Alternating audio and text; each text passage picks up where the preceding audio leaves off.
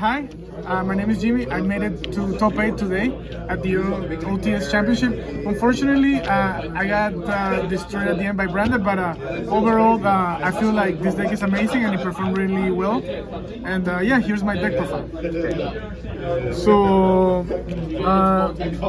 So here we have the main min of the deck, low. This card lets you put your continuous spells and your continuous trap. Also lets you summon your ritual monsters for only this card. So it's amazing. It's a 3 months. This card has to be also a 3. It dumps your ritual spell, and also it lets you get your ritual monster, which lets you combo off. Also, you also get 3 important starters. Diviner. This card lets you go into your main combo. It's a 1-card combo, and also you can pop your opponent's cards if you already have full combo in hand. Also, you can send a Herald of Perfection and search a ritual card. Next one, the 1-offs in the deck. We have the target for the Diviner. You can use this to trigger your Diviner to special summon the low from the deck. And Saravis, this lets you a special summon from deck the Voiceless voice monsters. Usually you want to special summon the Saravis, the Ancient and Ascended, so you can have a Solemn Strike. Then we have the Rituals. This card is amazing. This card is a Solemn Strike that vanishes and at the same time negates targeting. So if they try to imperm, Fed Baylor your monsters, you can use this to protect your monsters. This card is amazing. This card is amazing with low on the field and the continuous. Your board is almost unbreakable. This card is literally Dragoon in 2024. It's an Omni Negate, and when low is on the field, it gains twice the attack, so it's 4,100 attack. This card is amazing. And a little bit of a spicy tech, even though some deck profile spices, I highly recommend this card. This card on the mirror is just another negate, and it's just better. Even if you don't have full combo with this card, at least you can put it on your Pendulum Zone and get a ritual spell for follow-up. And then we have the spell. This card is very important. This card allows it so that when you have your full board ready, so that your board becomes untargetable, they can only target ritual monsters for attack. Also, it's great follow-up. This card is also amazing because in some hands, if you have this card and low, you can play around draw and lock. So this card makes it easier, so you can do full combo and play through hand traps. And what do we have? We have more consistency. I wish this meta was like the OCG, where people could play Pot of Extravagance and draw 2 and even be more plus. But this card is also amazing in this deck because sometimes you need that one combo piece to finish your combo. And then we have the 2 very important ritual spells. This card, obviously, it lets you ritual summon, but there's something very important that people forget. And it's when they remove your ritual monster by card effect, you can banish this card and special summon your Skull Guardian or your Saravis. This card is amazing. The one called by the grave. This card saves your life, going first, going second. It lets you break borders. This card is a must in this format. And then we have the 1 of the trap. This card is good. And now for the hand trap lineup. So we have 3 Nibiru's, we have 3 Fed Baylors, 3 Impermanents, and 3 Ash. In this meta, these are necessary.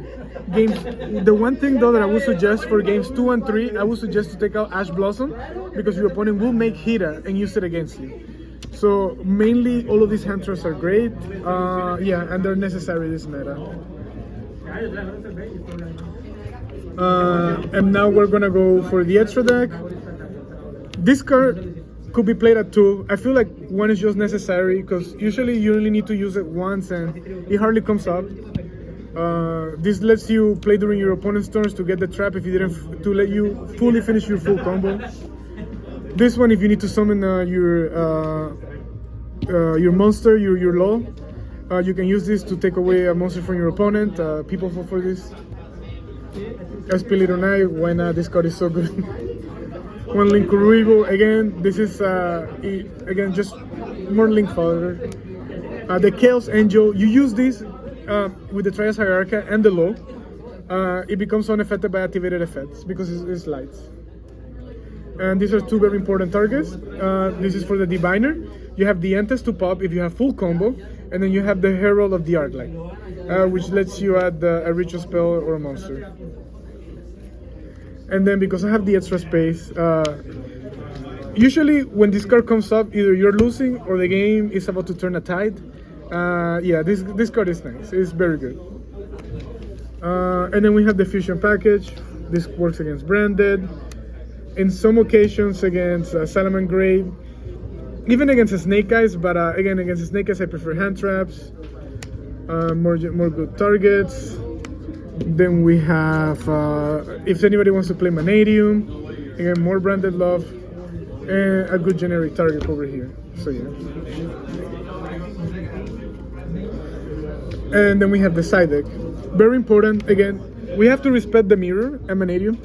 I like this card against the mirror because your opponent is not always going to open up perfectly. Sometimes you need to search a lot in order for you to actually access full combo, and sometimes this stabs your opponents in the mirror.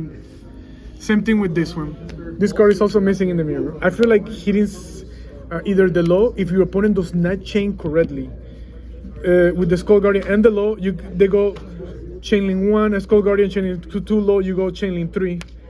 They don't no longer have their Omni Negate. Also, you can stab Saphira. This card is amazing. And the Super Poly targets.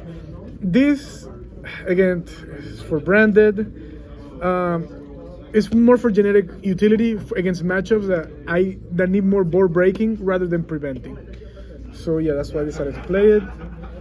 And we always have to respect back row and floodgates. So yeah, Cosmic is just really good. Even anti-spell fragrance. And last one, yeah, this card is too good not to play. Any shoutouts? Man, I mean, to my friends, the people at Cool Stuff Miami, PPG.